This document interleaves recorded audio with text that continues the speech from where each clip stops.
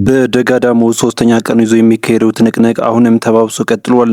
በደንበጫ በኩል በ602ኛ ኮር ዋና አዛዥ ብርጋዴር ጄኔራል ሶፊያን መሐመድ ሙሉ ሜካናይዝድ ጦር ታጥቆም ከኢንጂነር ክብር ተመስገን ሻለቃ ጋር እየተናነቀ ነው ሲሉ የገለጹት የመረጃው ምንጮች አሁንም ተጨማሪ ኃይል ለማስገባት አንጀኔ ላይ እንደሚገኝ ጠቁመዋል።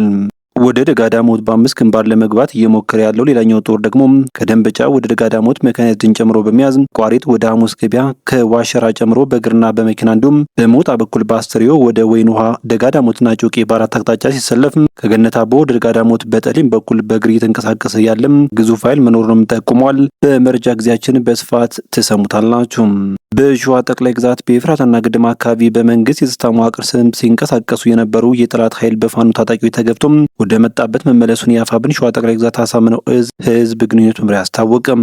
እንደዙ መረጃ ከሆነም ከኦሮሞ ብሔረሰብ ዞን መነሻውን ያደረገው የኃይል ሐምሌ 9 ቀን 2018 ዓ.ም ከይፋትና ጥሙጋ አውራጃ ተቆርሶ በተካለለው በጤና ሰንበት አካባቢዎችን አልፎ ወደ አርሶ አምባና ዘንቦ አካባቢዎች በመግባት በንጹሃን ገበሬዎች ላይ ጥቃት መክፈቱንም ገልጿል። በዝርዝር እንመለከተዋለን። በሌላ በኩል በአርሲ አስኮ ወረዳ አገዛዙ ከየቀበሌው አማራውን እየመረጠ ማሰር ጀምረዋል ሲልም ጋዜጠኛ አበባየሁ ሰይፍ አስታወቀም። ሐምሌ 9 ቀን 2018 ዓ.ም በአርሲ ዞን አስኮ ወረዳ በወረዳው አስተዳዳሪ አቶ ገቢ ገልቹ አዛዥነት የእኛን ጫካ ቡድን ወይም ደግሞ ሸኔ ብለው የሚጠሩትን ገዳይ ቡድናቸውን ለምን ተዋጋችሁ በማለት ከሰሞኑ አገዛዙ የአማራውን ማህበረሰብ በማንነታቸው ብቻ መርጠው እያሰሩ ይገኛሉም ብለዋል። ተጨማሪውን አሰናድተናል። ሰላም ጤና ይስጥልን። የተከበራችሁና የተወደዳችሁ ቤተሰቦች እንደምን ቆያችሁ? እነሆ ለሰዓቱ እጅግ መደመጥ ያለባቸውን ወሳኝና ትኩስ መረጃዎች ይዘን ቀርበናል። በቆይታችንም ቀደም ሲል በአርዕስቱ ያስደመጥናችሁን ዜናዎች እንዲሁም ሌሎች መረጃዎችን በስፋት ወደ እናንተ እናደርሳለን። እናንተም ለቻናሉ አዲስ ከሆናችሁ ሰብስክራይብ እንዲሁም ቪዲዮ ላይክ እና ሼር እንድታደርጉ በትህትና እየጠየቅን በቀጥታ ወደ ዝርዝር መረጃዎች አለፍን። አብራችሁን ቆዩም። በደጋዳሞት ወረዳ በፈረስ ቤት ከተማ አካባቢ የተካሄደ የሚገኘው ውጊያ ሶስተኛ ቀንን ይዞም ዛሬም እየተካሄደ ነው። በጎጃም ደጋዳሞት ወረዳ ፈረስ ቤት ከተማን ለመቆጣጠር በሚል በአገዛዙ ኃይሎችና በፋኖ ታጣቂዎች መካከል ላለፉት 3 ቀናት ከፍተኛ ግጭት እየተካሄደ መሆኑ ተሰምቷል። እንደ ፋኖ ምንጮቹ ገለጻ ከሆነም የብልጽግናው ሰራዊት በ5 አቅጣጫዎች በመንቀሳቀስ ጥቃት የከፈተ ቢሆንም በዞን የሚንቀሳቀሰው 99ኛ ክፍለ ጦር የፋኖ ጦር ከሌሎች ሻለቆች ጋር በመሆን የተቀናጀ መከላከልና የማጥቃት እርምጃ እየወሰደ መሆኑ ታውቋል። ከደንበጫ ወደ ገይላ እንዲሁም ከደንበጫ ወደ አንጀኔ ፈረስ የተንቀሳቀሰው የአገዛዙ ሰራዊት በጨረቃ በይውላና በተለያዩ አካባቢዎች ከፍተኛ ጉዳት ማስተናገዱም ተገልጿል።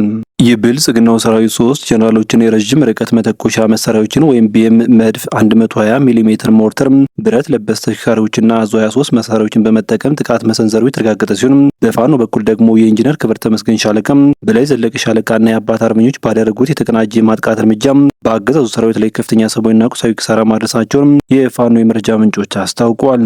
3 መድፍ 3 ዙ 23 ድሮን እጅግ በርካታ ድሽቃዎችና ሌሎች የቡድን መሳሪያዎችን ከአያሌ ሰራዊት ጋር ይዞ በፋኖ የኃይል ብልጫ የተወሰደበት የአገዛዙ ጦር የጀት ድብደባ ለማድረግ እያንዣበበ መሆኑንም ዛሬ አመሻሹን የወጣው መረጃ ያሳያል።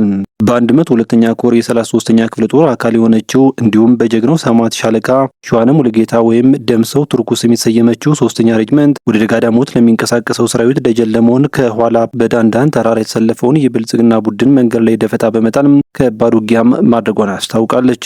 ሌሎች የክፍለ ጦር ሬጅመንቶችና ከገነት አቦ እስከ ወይበኝ ዳንዳን አካለው በመቁረጥ ውጊያ እያደረጉ መሆናቸውም ተመላክቷል።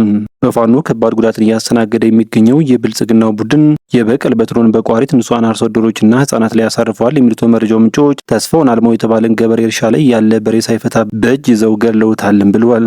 ሌላኛው ፈንታውን አለሙ በህመም ኦፕሬሽን ተሰርቶ ቤቱ ከተኛበት ገብተው መረሸናቸውንም የአካባቢ ምንጮች አጋልጠዋል። በተጨማሪም ህፃን ስማቸው ምናልና ህፃን ይደነቅ የሚባሉ የ7 ዓመት ህፃናትን ቁስለኛ ማድረጋቸውን የአካባቢ ምንጮች ጠቁመዋል። በውጊያው የሁለቱም ኃይሎች መኖሪያ ቤቶችና የሰብል እርሻዎች ጉዳት እንደደረሰባቸው የተገለጸ ሲሆን በበላይ ዘለቀ ሻለቃ ቁጥጥር ስር በኋላው የውላ ከተማ አካባቢ ከፋኖ ከርተው በመንግስት በኩል ሰልፉ የነበሩ ግለሰቦች ላይ እርምጃ መውሰዱንም ምንጮች ጨምረው ገልጸዋል።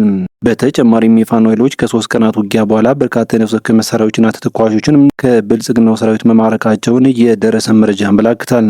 በሌላ በኩል በሸዋ ጠቅላይ ግዛት ኤፍራታና ግድም አካባቢ በመንግስት የጸጥታ መዋቅር ስም ሲንቀሳቀስ የነበረ የአገዛዙ ኃይል በፋኖ ታጣቂዎች ተገብቶ ወደ መጣበት መመለሱን የአፋብን ሸዋ ጠቅላይ ግዛት አሳምነው እዝ ህዝብ ግንኙነት መምሪያ አስታወቀም። እንደዙ መረጃ ከሆነም ከኦሮሞ ብሔረሰብ ዞን መነሻውን ያደረገው ኃይል ሐምሌ 9 ቀን 2018 ዓ.ም ከይፋትና ጥሙጋ አውራጃ ተቆርሶ በተካለለው በጤ ሰንበቴና ከሚሴ አካባቢዎች አክራሪ ኃይሎች የሚፈለፈሉባቸውና የአካባቢውን ገበሬዎች የሚዘርፉባቸው ቦታዎች መሆናቸውን የገለጸው መግለጫው ይህ ድርጊት በታቀደ የዘር ማጽዳት ዘመቻ ውስጥ የሚካተት መሆኑን በይፋ አስታውቋል። የአፋብኃኝ ሸዋ ጠቅላይ ግዛት አሳምነው እዝ ህዝብ መምሪያም በጉዳዩ ላይ ባወጣው መግለጫ መደምደሚያ ላይ ለሰማዕታት ክብርም ሰጥቷል። በመካነ ሰላም ከተማ አቅራቢያ መቅደላ ታዳጊ ከተማ ውስጥ የብልጽግናው ጦር በንጹሃን ላይ ጉዳት ማድረሱ ተሰማም። በሄሊኮፕተር ጭምር በርካታ ወታደሮችን ከሌላ ቦታ አምጥቶ በመካነ ሰላም ከተማ ወጣ ብሎ የሚገኝ ቀጠና ውስጥ የደፉ ያገዙ ኃይል በንጹሃን ላይ ጥቃት መሰንዘሩን ቀጥሎበት መቅደላ ታዳጊ ከተማ ውስጥ ከወላጆቹ ጋር የሚኖር ሀብቴ ደመቀ የተባለ ሕፃን ልጅ በትናንትናው ዕለት መካነ ሰላም ከተማ ከሚገኘው የመቅደላ አምባ ዩኒቨርሲቲ ካምፓስ ቅጥር ግቢ ውስጥ በተጠመደ የሞርተር ቅንቡላም ወደ ላይ ተመቶ በሞት አፋፍ ላይ እንደሚገኝ የአካባቢ ምንጮች ጠቁመዋል። ከዚህ በተጨማሪ አቶ ሀብታሙ ጌታውን የተባለ በልስፌት የሚተዳደር ግለሰብ እዚያው መቅደላ ታዳጊ ከተማ ውስጥ በተጣለ የሞርተር ቅንቡላ ተመቶም ከባድ የአካል ጉዳት ደርሶበታል። ለዓመታት ከኖሩበትና ሀብት ንብረት ካፈሩበት ቀያቸው በአገዛዙ ተላላኪዎች በተፈጸመባቸው ጥቃት ተፈናቅለው ወደ አማራ ክልል የመጡ ወገኖችን አሁን ላይ መድረሻ አጥተው የከባድ መሳሪያና ድሮን ጥቃት ሰለባ መሆናቸው እጅጉን ልብ ሰባሪም ክስተት ሆኗል።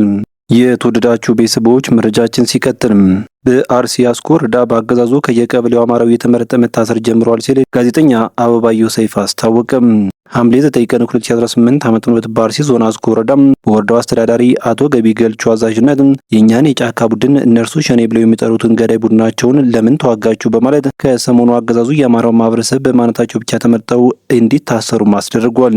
ከወር በፊት በዚህ ወረዳ በእነ ሽመልስ አብዲሳና አዳነች አቤቤ አዛዥነት በወረዳው አመራሮች አስፈጻሚነት በጫካው ገዳይ ቡድናቸው ፈጻሚነት ቤተክርስቲያን መቃጠሉም፣ ንጹሃን ዜጎች መገደላቸውን፣ ቁጥራቸው በውል የማይታወቅ መፈናቀላቸውና ደብዛቸው መጥፋቱን መዘገባችን ይታወሳል። ይህ ግፍና ሰቆቃ ለማስፈጸምና መፈጸም አልበቃ ያላቸው የወረዳው አመራሮች በአዳነች አቤቤ ትዕዛዝ ዛሬም አማራውን የማኮላሸትና የማጥፋት ድርጊታቸውን ቀጥለውበታል የተባለው ከቀናቶች በፊት አቶ ወጊዮ ጋሻው የሪቡ ጣቢያ ቀበሌ ነዋሪ የሆኑት ጀግና ጠላትን ረፍራፊና አቶ ዘውዴ የጠለታ ጨፋ ቀበሌ ነዋሪ የሆኑት የጠላት ራስ ምታት ሁለት ግለሰቦችና ለጊዜው ስማቸው ያልታወቁ ንጹሃን አርሶ አደሮች በአቶ ገቢ ገልቹ ከየቦታው የታሰሱም ታፍነው የተወሰዱ እንደሆነ የአካባቢው ነዋሪዎች መረጃውን ከስፍራው አድርሰዋል።